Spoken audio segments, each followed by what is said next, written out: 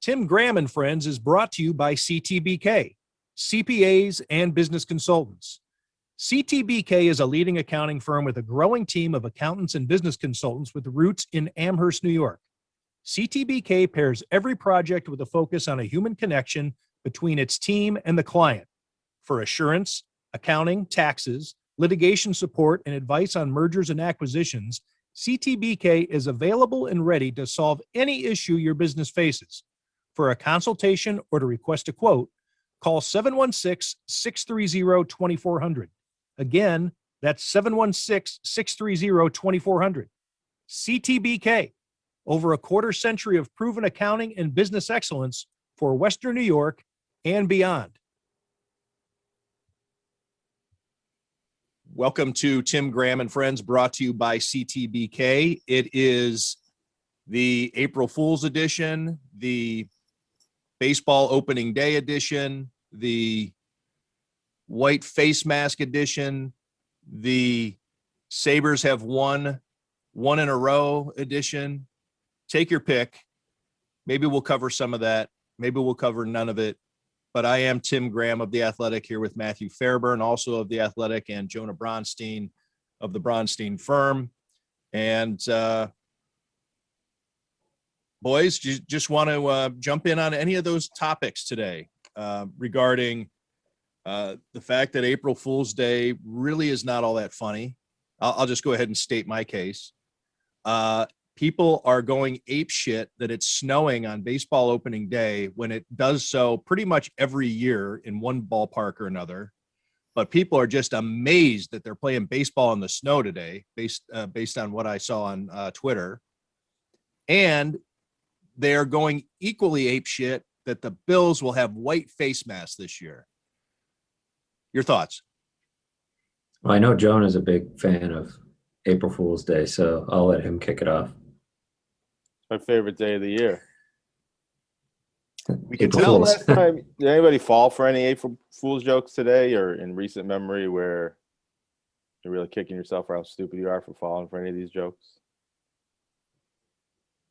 No, I can't think of any.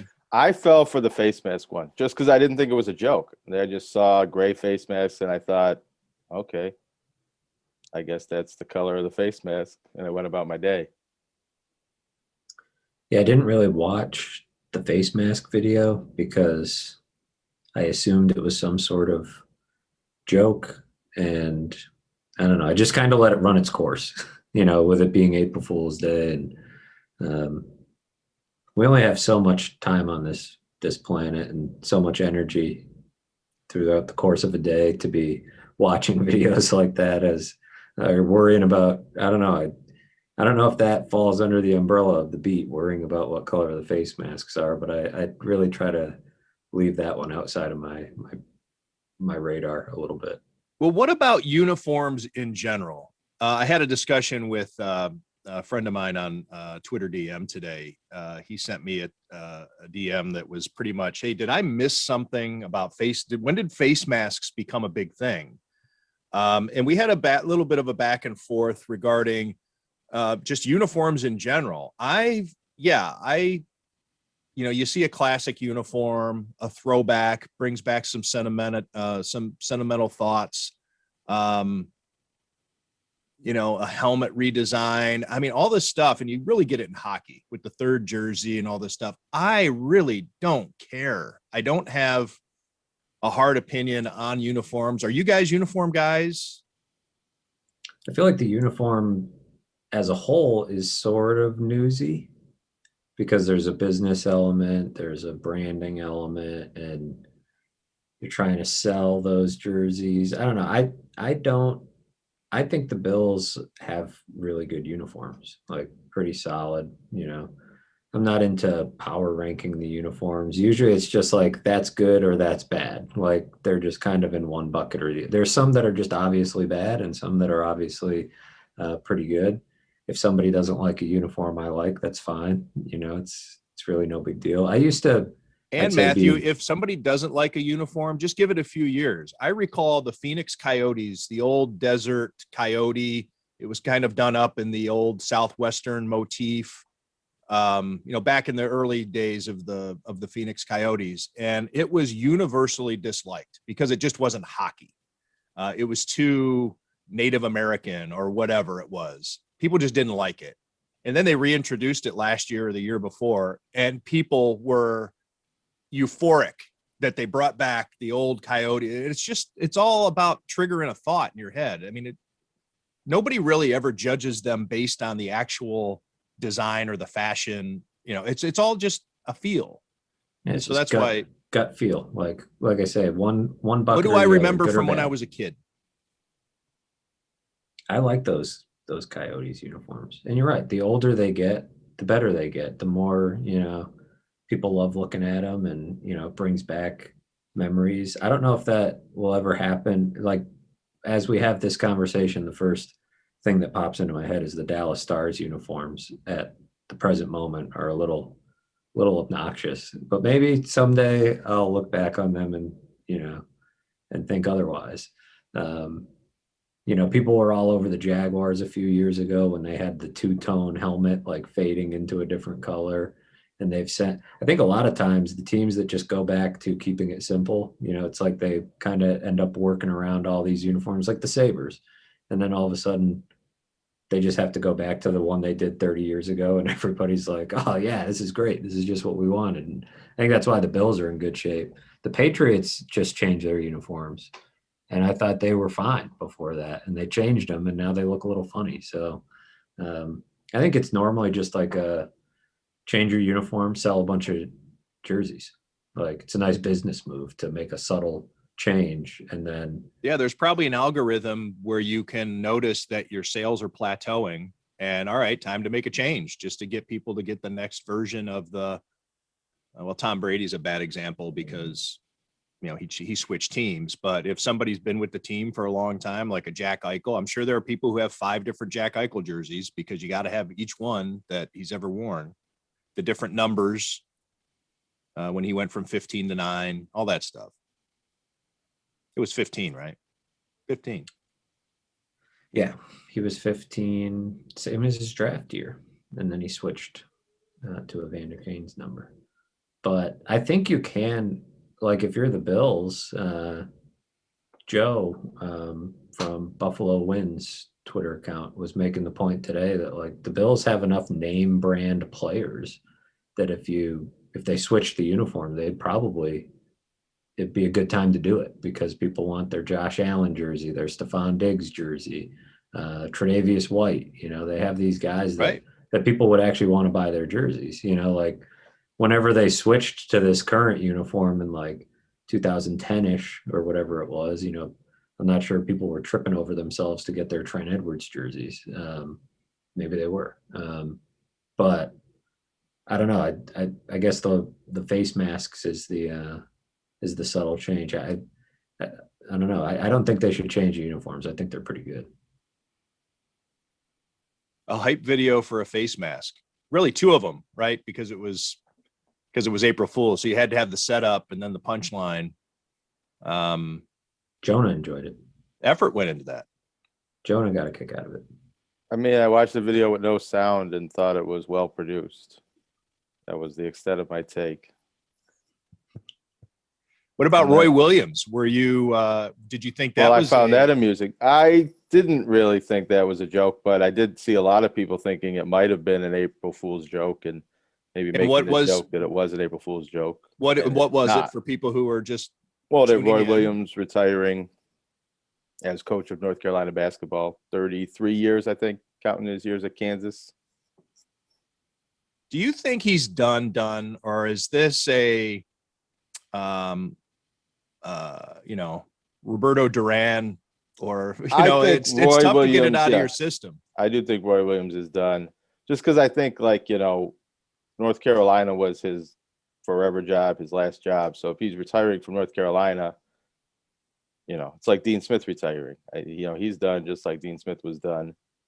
And as the reports are saying, it's a little bit like when John Beilein left Michigan a few years back, that he was getting disenfranchised with the way college basketball was going and some of the things that are coming in the game, and that maybe older coaches who like things the traditional way that it wasn't for him anymore. Now, as we look, John Beeline is not coaching the NBA anymore and might be coming back to college coaching. So that does change, I guess, over time. But I don't think, unless something happened where maybe the new coach at North Carolina doesn't do a very good job and they convince Roy to come back in a couple of years, maybe. But I think it's a legit retirement. Are we entirely sure that this is completely Roy Williams' idea? And I know it's still too early, but there was some turbulence at North maybe. Carolina. They were better this year, though. No, I don't think they would push Roy out at North Carolina, because that North Carolina job has always been a North Carolina guy. And Roy Williams was like groomed for that position, and he turned it down at 1 or 2 points, but he ended up coming home, and he was the successor to Dean Smith in a way, even though he wasn't the true successor. And they're looking for another North Carolina guy probably to fill that role. So no, I don't think they would push Roy Williams out, but to hire, the hot new name, Brad Stevens or Nate Oates or somebody like that. You mentioned the name. I know that I'm just throwing this at you. I guess you probably don't have any inside info, but just based on the fact that you're good at reading tea leaves and you know what's open, and where do you think John Beeline ends up? I don't know, because I thought Indiana made a lot of sense, and it didn't really seem like there was much smoke there about him. And, maybe North Carolina is a good fit for him, but I don't really think that they're going to go outside the North Carolina family there. And I haven't seen it being mentioned. I think it depends. If Jim Boeheim retired, he could be a really good fit at Syracuse. If he wanted to coach, let's say Mark Schmidt were to leave St. Bonaventure, you could kind of see him going to Bona or finishing up at maybe one of the local schools. I think Canisius and Niagara are too small, but maybe Bona or UB. And maybe Michigan State, if Tom Izzo were to leave, or even Michigan, if Juwan Howard went back to the NBA, I think that might be a good fit. Or maybe there isn't a fit, and maybe John Beeline is done coaching, because he said he wants to still coach, but you haven't really heard much rumblings that he's in the mix for this job, or people have interviewed him. It's been very quiet about when and where he will return to coaching. John Beeline is 68 years old. Just turned 68 last. No, we're in February now. He turned 68 in February. Yeah, Roy Williams is 70. Guys coach into their 70s now, but as time goes along, maybe if John Beeline doesn't get back into coaching this year or next year, and he gets to be 70 years old, then maybe he doesn't coach again. I also mentioned at the top of the podcast, the Sabres won a game last night. I actually turned the game off because I felt the Sabres had it in hand, even though they blew that 3-goal lead heading into the third period a couple of nights prior. The last night was just their night. I didn't sense much drama there. I just have been monitoring the games to see if they win or lose, more so than watching the quality of hockey. I don't know if it's as simple as getting Linus Ullmark back. They've been much more competitive. And I don't know, you hesitate, but you all know how franchises work when it comes to finding ways, if you're in the front office, to rationalize that things are going to be okay. Human beings are pretty good at doing that. And I wonder what the Sabres front office is thinking when they stop and imagine, if Jack Eichel's not hurt and Linus Ullmark plays the entire season, maybe that's enough. Enough? I don't know, but better. I'm thinking that's better. You can rationalize it. I'm saying, as fans and people on the outside, I think, or the media, I think you look at it and say, look, you still got a long way to go. But this dangerous thinking, right? If you can say, well, think of the games we would have won if we win. Let's say we win even a third of those games if Jack Eichel's there, and then if Linus and Jack are both back, then we have a 50-50 shot on any given night. Yeah, I think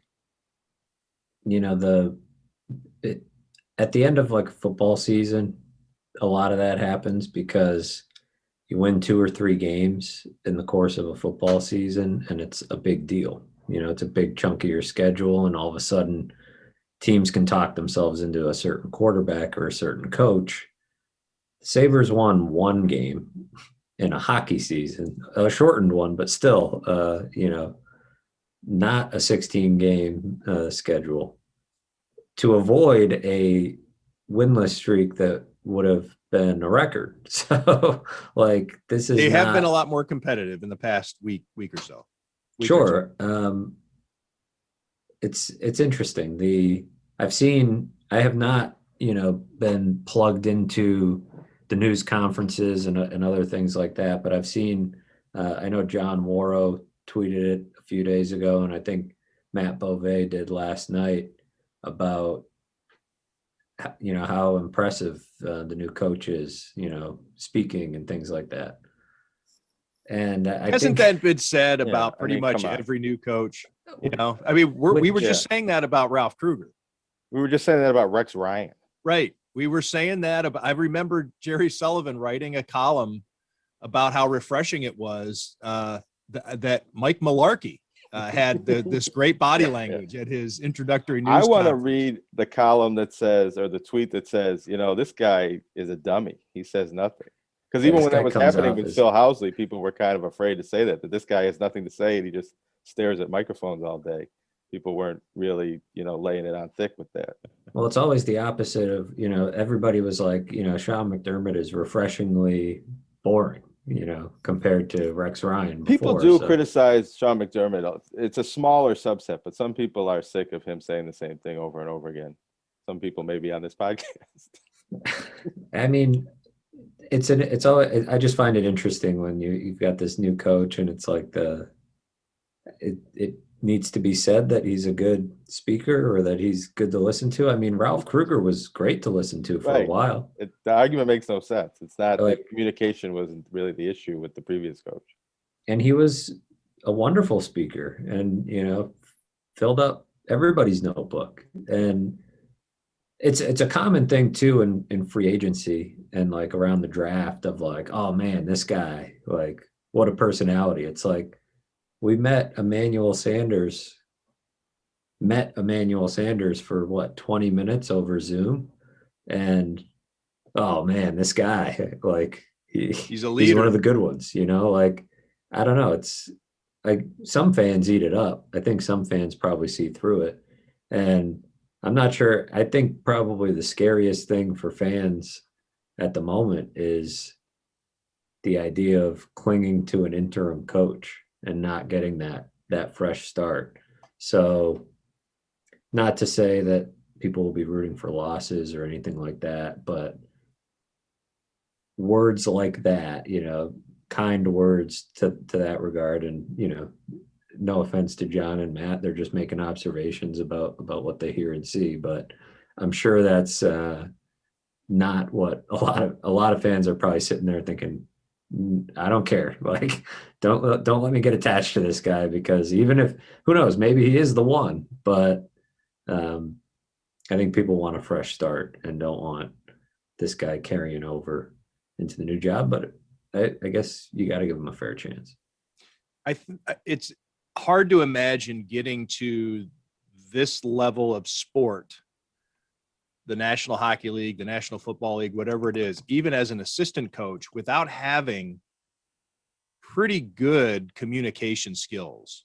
So I think that being a good communicator should be a baseline for, as a coach. And that's why, you think of Ron Ralston, or these guys who are just, zeros when it comes to personality. It's like, how do you Dick Duran? Dick Now, Duran, of course, that's what I was yeah, gonna Dick say. Duran had the playing and the coaching as an assistant. He had the credentials, all that other stuff. He was just a zero when it came to personality. So So yeah, it's Belichick, amazing. I'm sorry, right? Matthew. Bill Belichick's kind of the ultimate example of, I feel like it's whatever is going to make a fan base feel good in that moment. And I get it a lot when Sean McDermott will say nothing or he'll deflect, and I'll point that out. And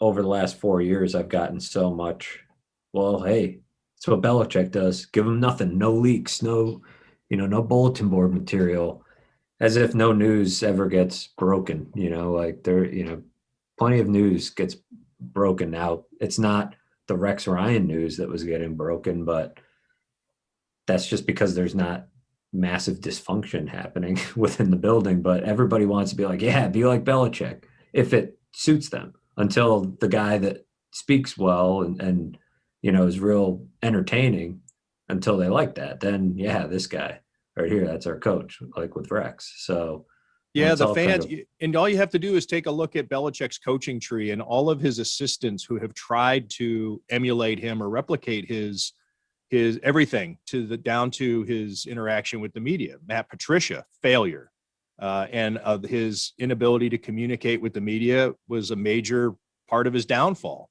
Eric Mangini with both the Jets and the Cleveland Browns. And finally, in his final season with the Cleveland Browns, decides, I'm going to be myself. I'm going to stop trying to imitate Bill Belichick. And people are like, where had this guy been all the time? We actually like Eric Mangini. It actually got him a job on television right after he was fired by the Browns. But by then it was too late. He was pretty much had to win or else that season. He'd worn out his welcome. And so, yeah, it works for Bill Belichick because I think he's probably a master communicator behind the scenes with all of his people. He gets everybody on the same page. And I think we're seeing that with Sean McDermott. When he came in as the coach, and I even had a discussion with him about this at St. John Fisher, his first year, in which I think that it was important for him to make a strong first impression with the media. So he was a lot more using finger quotes, transparent. He talked more. He would stop for a casual conversation that was off the record. And then as he got more comfortable, you don't get any of that. And of course, we can't compare last year. Everything was Zoom.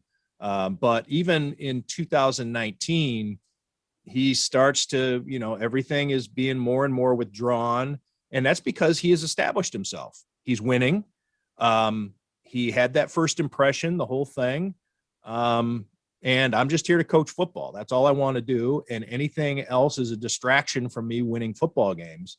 And you can get away with that when you've already put in the work to win games. Eric Mangini, Matt Patricia, Romeo Crennel was always a nice guy. He never did that reticent, tight-lipped thing. But if you don't win, then that other stuff, you can't pull that off because people don't care. And Rex Ryan then is the 180 degrees of that. I'm just going to be the nicest guy. I'm going to be out there and funny and laugh. And then I'm going to go to the World Series game in the middle of the week when I should be preparing for the upcoming opponent. My brother and I are going to go to Cleveland and watch a World Series game because it's not all about the football, at least not when, not when he was in Buffalo. So, well, he also had the problem of there's more than one way to effectively communicate with the media and develop that relationship, which perhaps some people think is a waste of time, or some people think is, not an aspect of being a coach, but it's part of buying yourself some grace, buying yourself some time, and not just with the media, but with the fans, because, that's how your message gets out there. And Rex Ryan was not good at it.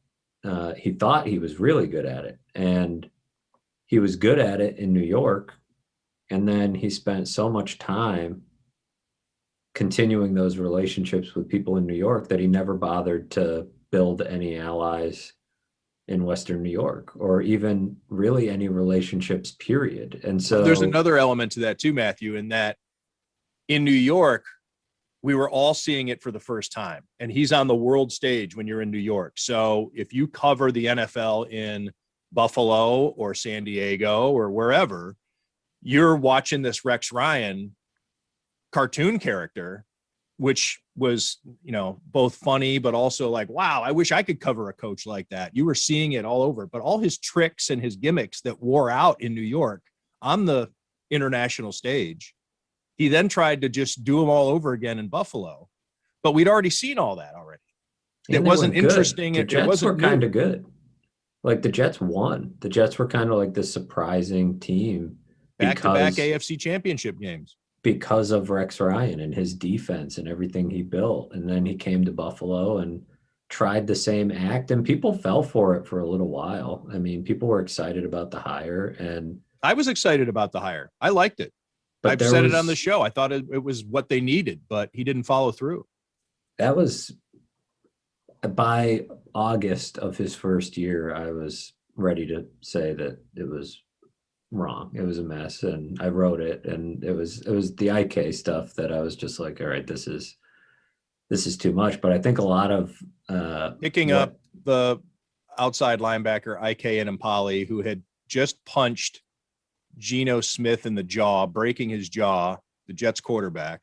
IK and Impali gets cut and put on waivers, and the Bills picked him up off waivers, almost as an FU to the Jets, when probably not the most professional way to run your organization is just trying to own, whether it's owning the libs or owning the AFC East. Yeah, I'm going to own the Jets is going to be it felt like a lot MO. of what he did was with an eye on his old job, an eye on his old bosses. And he would make all sorts of extra time for any New York media member that, came up to training camp. He was more than likely feeding scoops to Manish Mehta, because all of a sudden Manish Mehta is breaking Bills news. And, there was other Jets reporters. And so it was like appearing on the WFAN in New York, doing radio hits when local media was being told he's not doing any interviews.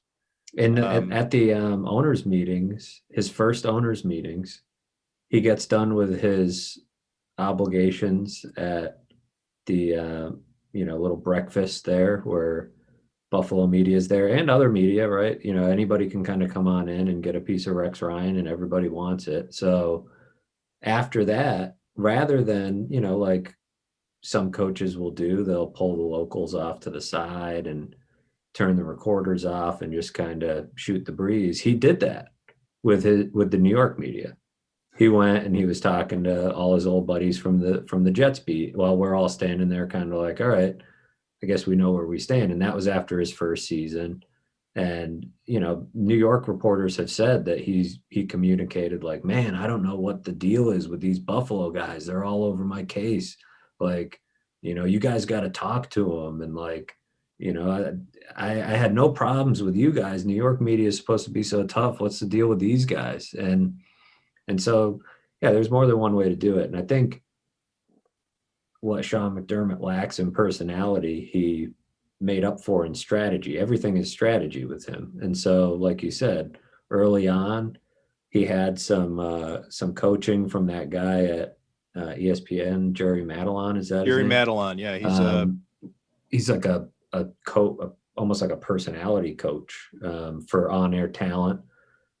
He's done work with ESPN. I don't know if he's employed there anymore or if he's sort of just a consultant. He's not. I think he does consulting work now independently. He's the brains behind Rodak's success.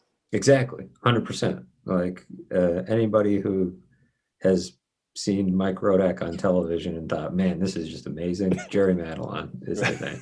That's a mistake. But he came in and did, they had him doing some work with Sean. You could almost see some of the coaching points coming across in some of the press conferences, making the jokes, trying to lighten the mood, and all a part of buying a little bit of time, buying that grace period.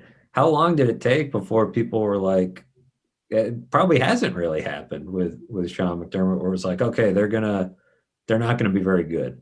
Then they make the playoffs, and the next year they really weren't good, but it's like, Sean McDermott gets some time. Now, different rebuild than what Rex Ryan went through, but part of that is all messaging and how it comes across, and the fans brace for it. Expectations. And it's covered a certain way, and they were almost shying away from expectations until this past year. Right. They shied away from expectations in 2019 as well, preferring to kind of get some results to lean back on first. And then there was no avoiding expectations in 2020. They knew that, people were going to be thinking highly of them, and that'll be the case going forward. But I think it'll be a trick this year to keep the fans And, you know, if you want to keep the heat off of you, it's all about managing expectations and letting They've the been great at fans that. know that, hey, we have this new quarterback here. I mean, even though they messed up, I mean, just think of how all the bullets, potentially fatal bullets that Sean McDermott has dodged, punting in the Snovertime game, and insisting on Nathan Peterman playing for Tyrod Taylor, insisting on Nathan Peterman starting the 2019 season, which I don't think was, not having Josh Allen start in 2019, or excuse me, 2018. Not having Josh Allen start in 2018 was probably a smart move, but not Nathan Peterman or AJ McCarron. Not having a better option, and Brandon Beane has admitted as such that getting rid of AJ McCarron and going in with just Peterman and Josh Allen was extremely bold. I mean, bold is the wrong word, because bold would suggest that there was something to back it up. It was reckless. It was wrong. It was, you know, very, very bad job by them. So yeah, there's been a lot of those moments, but because I think too, as far as the messaging and as far as the everything goes, making the playoffs was just like, it was like a hall pass for 2018, because it was like, see, the culture works. Look what happened. You mentioned the punt in the Snovertime game. There was the Hail Mary at the end of the miracle play the Bengals had against the Ravens to even get the Bills in. How much things change if they don't make the playoffs, go out, draft Josh Allen, go into the season with Peterman and Allen, and, you know, end up in that situation without that would have been the playoffs to back it up. 19 or 20, how many years would that? So they would have gone an 18th and a 19th straight year without the playoffs. And then they would have gone into 2019. I mean, they would have had a lot of pressure on them, a ton of pressure. And you don't know how that changes everything, decision-making, everything else. It's hard to understate what that playoff appearance did for them. And it was really, you know, a 9-7 season. Doug Marrone did that. But, you know, the way things break, you know, it was a playoff season and a terrible performance in the playoffs. And they tripped and stumbled their way to even getting to that playoff appearance. But it bought them a lot of time in terms of their messaging and their expectations. They got a little bit of the benefit of the doubt. And I think that gave them enough breathing room to really sink their teeth into building what they wanted to build. And hence, you come in like Rex Ryan, right? And you can't take a step back. That probably would have been the move to say, all right, I'm taking over this team. We need to hit the quarterback position screwed me in New York. We're going to hit the reset button and all this. You can't do that if you're Rex Ryan, because you walk in and you start talking about the Super Bowl and how you're going to shove it up the Jets' asses, and like, you're just not going to this thing on because it's about to be on. Right. You've already set the bar too high. He can't even help himself. So, I don't know, a bit of a tangent to go off of after talking about Don Granado's. Right. Well, you wonder, I bet you conferences, Ralph Kruger's if Ralph Kruger is not thrilled that he's out of a job and just collecting a paycheck right now, which may be the case.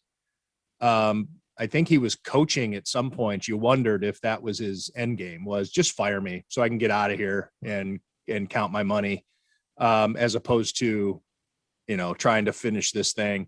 But if Ralph Kruger did intend on remaining the Sabres coach and trying to build something, my guess is he's sitting there thinking, like when we began this conversation, like the front office might be thinking right now, if only Linus Ullmark and Jack Eichel had stayed healthy, we'd be tired to be a totally different conversation. Right, honey? Right, Ralph? You know, damn it. But that wasn't the conversation a month ago. It was, Ralph, this is embarrassing. Like, you should be ashamed of yourself. You know, what do you have to say for yourself? And so all these same problems, you know, that everything changes sometimes, you know, a little bit of messaging, I don't think anybody yet has told Don that his club is embarrassing and, aired grievances in that way. Just He was part of it, right? I mean, he's not new. He wasn't True. brought in from somewhere else. So they should retroactively tell him, just in case you missed it a month ago, you should be embarrassed. Oh, what else do we want to hit on today? We're kind of doing a free form Tim Graham and Friends brought to you by CTBK. Jonah, what do you got floating around? Yeah, I don't know. We've gone over April Fool's Day and jerseys and Rex Ryan and communication styles. I was taking notes for communication theory classes. A freewheeling Tim Graham and Friends Yeah. brought to you by CTBK. There's only four is a teams left perilous playing day. basketball. Right. You The want to handicap Fantastic the Final Four. Four? I think Gonzaga's going to win. I don't know. That's pretty much the chalk pick, but they've All right, how looked like about the best this? team all year. Let's get into this because this is I was really into Indiana basketball for a long time. I had a cousin who is my age who played there for Bob Knight, was highly recruited from the time he was probably in 8th grade or whatever. And so I was just always in on Indiana basketball, and I used to think Bob Knight was really cool, and I got a kick out of him. Of course, I was 17, 18 years old at the time. And as my life went on, I've realized that, Bob Knight can eat a bag as far as I'm concerned. But that 1976 Indiana team, it's hallowed in the fact that it went undefeated, has not been matched. And there have been teams, most notably, I think the UNLV team in 1991 that made a run at that. And a lot of people didn't want him to do it because a lot of, people thought Tark was dirty, and maybe he was, I don't know, but he was never really caught. But I just don't seem, I know it's mentioned a lot when Gonzaga is discussed on these broadcasts that they could go undefeated, obviously, but it's almost like it's just a footnote it's not discussed as much as it used to be. But is it, I mean, as time goes on, I think that's maybe a 76 function of this being a little bit of I don't want to call it an asterisk season, but maybe in that regard, because they didn't play a big non-conference schedule against all the best teams. And now they're doing it in the NCAA tournament, but it's not, Kentucky was undefeated up until the Final Four a couple of years ago. And there was a lot of talk about them being undefeated in the first. Yeah, it just doesn't seem like there's as much about, like this. I think it's a little bit of the disrespect to, and maybe I wouldn't call it disrespect, the lack of respect, if that's any different, to Gonzaga playing in a smaller league, and they went 20-0 or whatever it is against supposed inferior competition, and so it doesn't really feel as impressive. It's not like the Patriots going 16-0 or 19-1 or 18-1, whatever they did. That was a lot of the same criticism about UNLV at the time too, because they came out of a tiny conference where they just ran it up on everybody. I think it's impressive if Gonzaga wins the capstone on not the capstone, but reaching the top of the mountain after these 22 years or so of being that plucky underdog mid-major that was getting into the tournament and getting first round upsets to now being back in the tournament every single year since then, and kind of moving up from a team that upset teams in the first round to a team that was regularly getting to the Sweet 16, Elite 8. They really didn't crack into the Final Four until a few years back, and this would be their first national championship if they win. I just think it's a good basketball story seeing that program rise from where it was to now being a powerhouse and a new type of blue blood. They're good every year. They have the best players in the country now. The best recruits go there, and they're a powerhouse program. They're just not in a powerhouse conference. Yeah, UNLV. I just wanted to look it up. I couldn't remember if they were in the Big West at that time or the Pacific Coast Athletic Association, which that's when UNLV was starting to become like a Gonzaga was at that time. You have in that conference UC Santa Barbara, Cal State Fullerton, UC Irvine, Pacific, a couple of schools that would get into the WAC eventually, Fresno State, San Jose State. But then the Big West, when they're going crazy with Larry Johnson and Stacey Augmon and all those guys. Yeah. I guess it's just a morphing of that previous one: Pacific, UC Irvine, Utah State, Long Beach, Fullerton, Santa Barbara, New Mexico State. And yeah, that's similar to Gonzaga, but it's they've then established themselves as a perennial contender, which, not a flash in the pan, not just because they had one or two good players go through and you're able to sustain it for 4 to 6 years. This has been going on for 20 years. Yep. You mentioned UNLV. It rang a bell that Carlin Hartman, Grand Island graduate, all West New York player, moving over to the UNLV staff from, he'd been at Oklahoma State for the last few years. That came out today. So we'll be sitting. Yeah.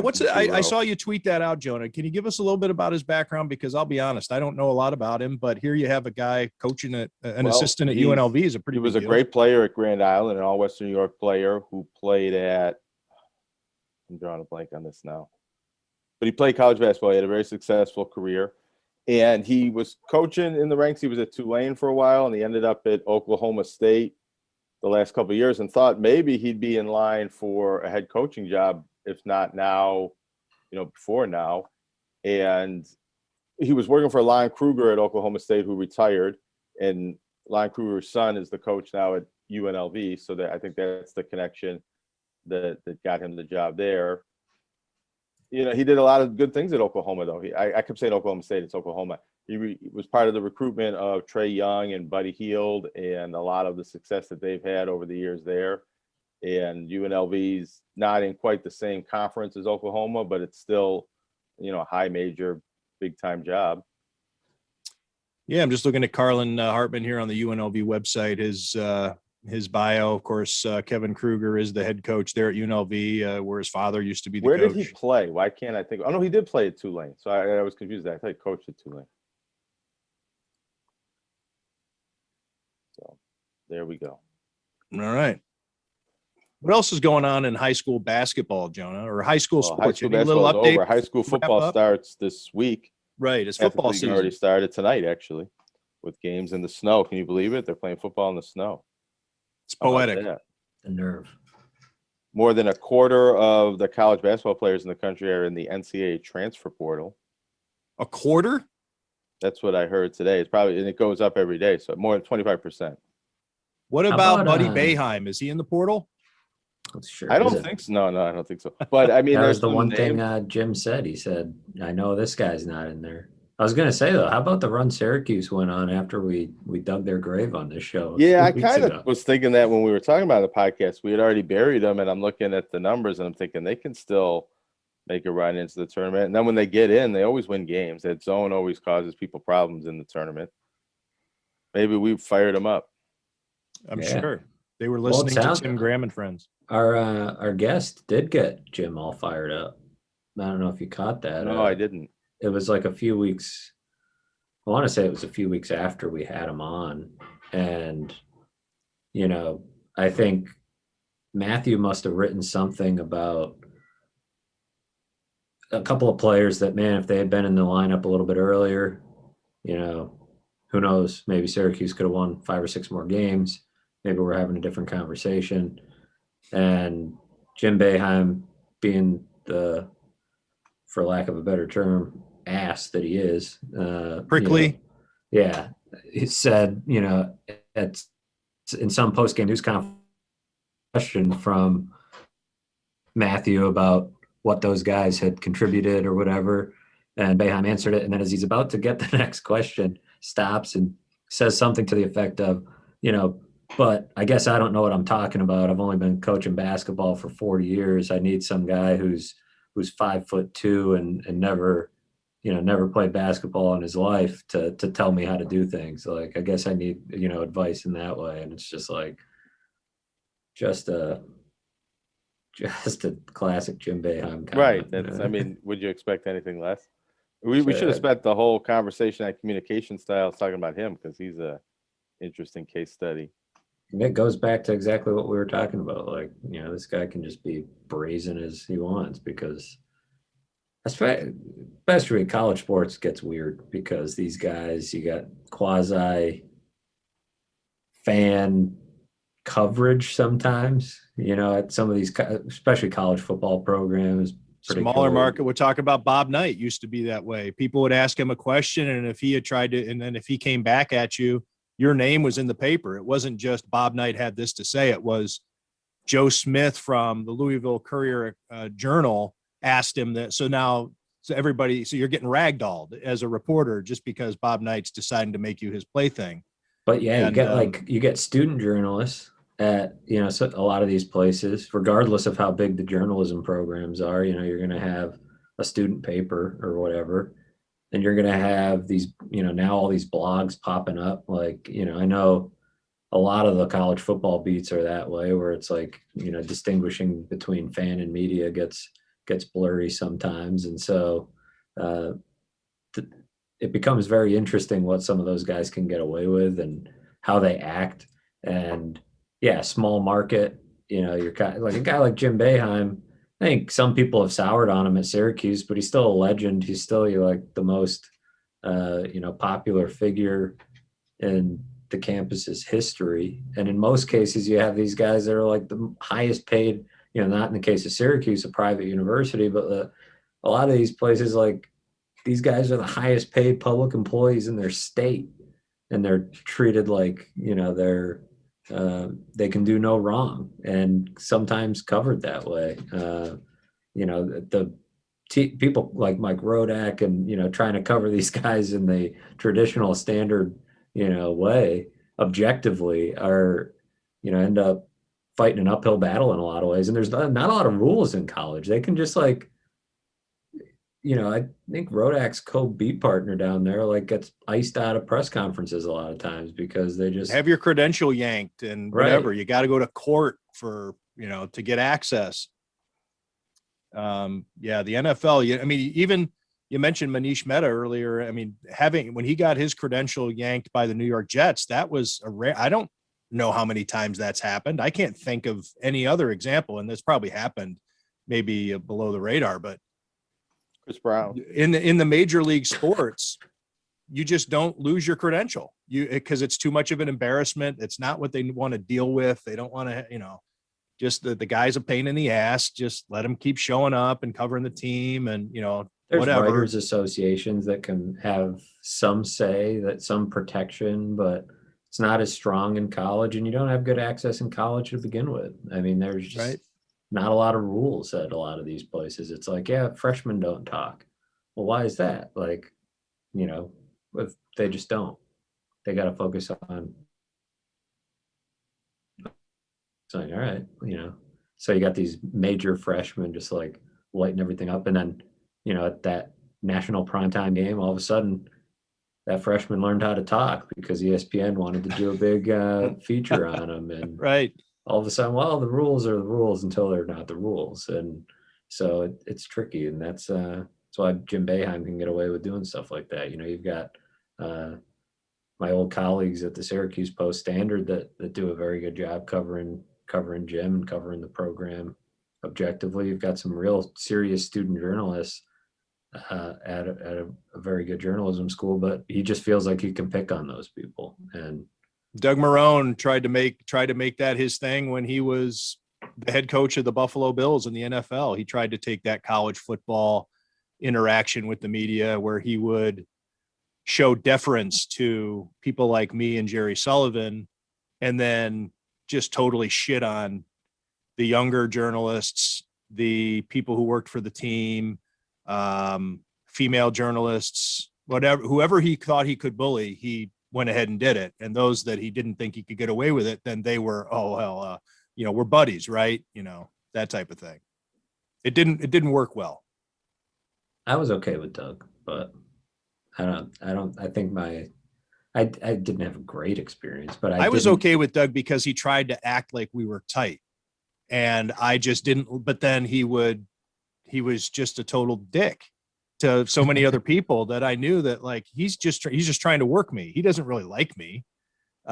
He's just trying to work. I lost respect. Flattered by that because it's at least better than the opposite, where Rex Ryan was like, I don't even need to work this guy. Like, right. I don't even need to learn your name. Right. It's like, at least if somebody's trying to work me, it's like, hey, they think I'm important enough that I need to be worked. Like, that's something.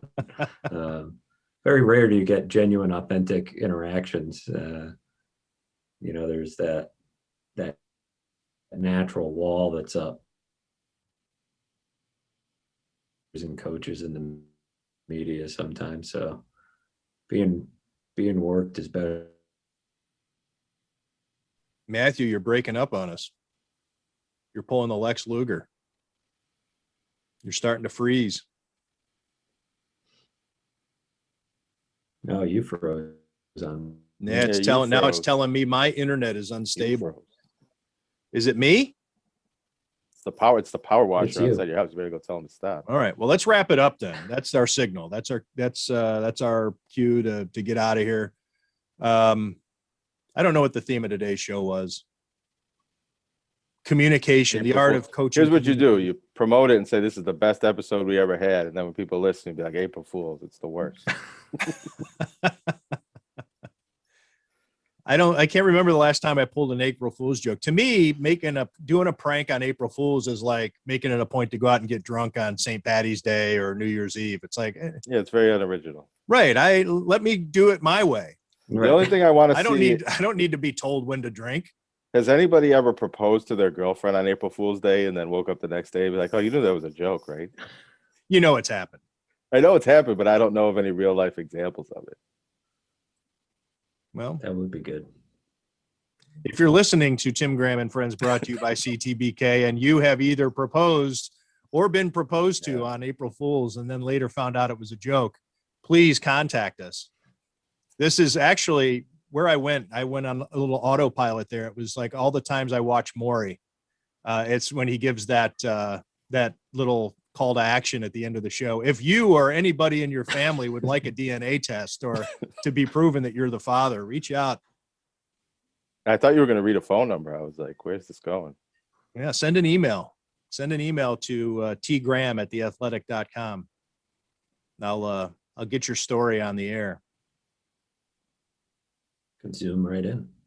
All right. Thanks, guys. Enjoy your weekend. And talk again early next week. This has been Tim Graham and Friends, brought to you by CTBK. I'm Tim Graham of The Athletic, with Jonah Bronstein of the Bronstein Firm and Matthew Fairburn of The Athletic. Thanks for listening. Tim Graham and Friends is brought to you by CTBK, CPAs and business consultants. CTBK is a leading accounting firm with a growing team of accountants and business consultants with roots in Amherst, New York. CTBK pairs every project with a focus on a human connection between its team and the client. For assurance, accounting, taxes, litigation support, and advice on mergers and acquisitions, CTBK is available and ready to solve any issue your business faces. For a consultation or to request a quote, call 716-630-2400. Again, that's 716-630-2400. CTBK, over a quarter century of proven accounting and business excellence for Western New York and beyond.